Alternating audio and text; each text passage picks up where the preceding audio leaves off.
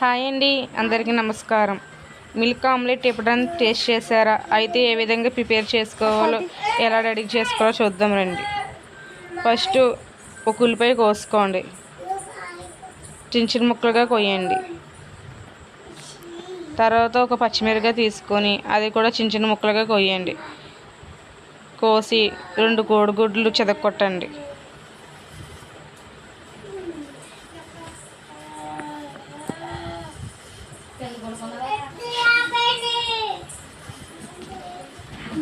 దాంట్లో తగినంత సాల్ట్ వేయండి.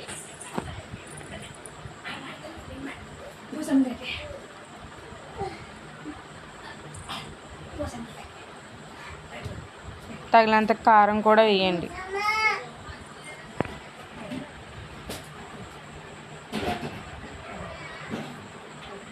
కొద్దిగా పాలు కూడా వేయండి.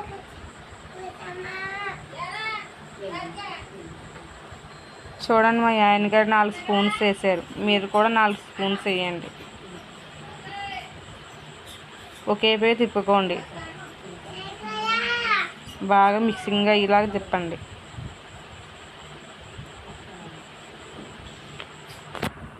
నెక్స్ట్ స్టవ్ వెలిగించి ప్యాన్ పెట్టుకొని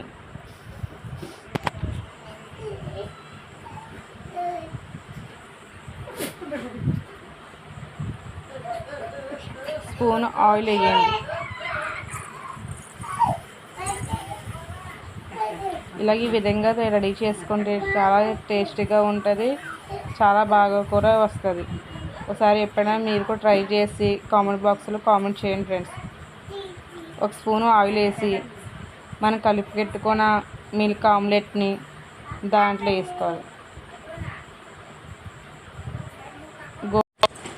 గోల్డెన్ కలర్ వచ్చేలాగా బాగా కాల్చండి.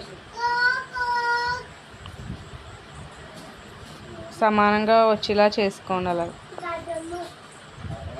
ఆ విధంగా చేసుకుంటే మిల్క్ ఆమ్లెట్ చాలా బాగా వస్తుంది. చూడండి ఎంత బాగా వచ్చిందో.